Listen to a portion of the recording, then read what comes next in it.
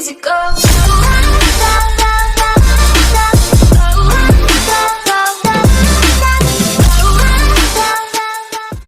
बिल्कुल इसी पे मैं वीडियो बनाया हूँ दोस्तों। तो आइए वीडियो को देखते हैं, देख कर के स्टेप बाय स्टेप ठीक करते हैं और फोल्डर को भी सेट करते हैं। तो सबसे पहले अगर आप हमारे चैनल पे नए हैं तो प्लीज़ सब्सक्राइब करें, शेयर करें एंड लाइक करें। तो प्लीज़ हमारे चैनल अगर अच्छा लगा और मेरे वीडियो को अगर आपको अच्छा लगा है तो आप प्लीज़ लाइक करिए। वीडियो शुरू करने से पहले मैं यही बोलना चाहूँगा दोस्तों कि टाइम बिना वेस्ट किए बिना वीडियो को बनाते हैं और एंड पे देखते हैं कंप्लीट कहाँ तक हो पाता है, हो पाता है या नहीं हो पाता है। क्योंकि ये जो प्रेस है ये तो कहीं ना कहीं होता गिरने की वजह से टूटेगा, तो इससे क्या होगा कि दिक्कतें आ सकती हैं। तो देखते हैं स्टेप बाय स्टेप इसे सॉल्व करते हैं। चलिए वीडियो को शुरू करते हैं।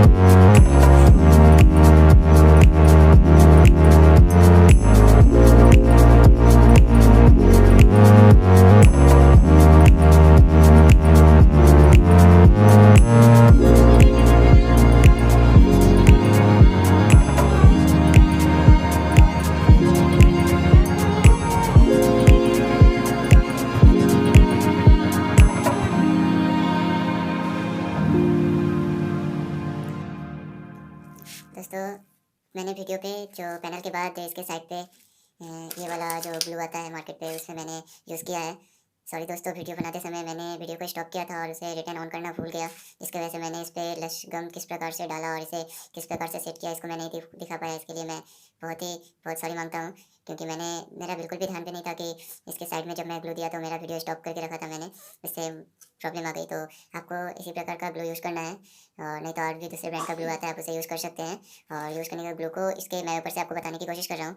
ये जो सेंसर यहाँ पे कैमरा स्पीकर है जो भी है, इसके साइड पे जो है ये साइड से लेकर के इसके साइड में आपको यहाँ गम देना है, ठीक है। और देने के बाद इसके साइड पे ये साइड से एकदम साइड पे बीच में बिल्कुल भी गम मत दीजिएगा, जिससे आपको फोल्डर मतलब बाद में आप चाहे तो इसे रिमूव भी कर सकते हैं, ऐसा पोजीशन में वो रहेगा। यहाँ से इस साइड में ग्लू देना है। ग्लू देने के बाद फोल्डर को इस पर रखने के बाद हड्डी मैंने अभी सेट नहीं किया है, नॉर्मली इसको इसके बैक पैनल को जो है लगा करके मैंने इस पर गार्डर मार दिया है। आप भी इसको इस तरह इस पर सेट करने के बाद आप चारों तरफ से सेटिंग्स देखने के बाद आप इसमें भी ये जो रबड़ आते हैं मार्केट में मिलते हैं, ये रबड़ से इसे गम देने के बाद इसे चाप करके छोड़ देना है। छोड़ने के बाद 3 से 4 घंटे या 1 घंटे तक आप इसे रेस्ट देंगे।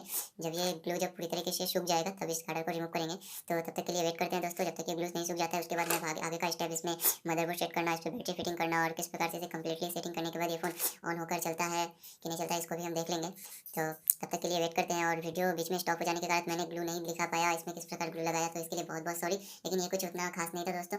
आप इसमें साइड में ग्लू दे करके इसे फिक्स कर दे, बीच में ग्लू नहीं दे, ठीक है। मैं बार बार बोल रहा हूँ इसके साइड पे ग्लू देना है, ठीक है दोस्तों। तब तक वेट करते हैं जब तक ये ग्लू सूख ना जाए, ठीक है दोस्तों।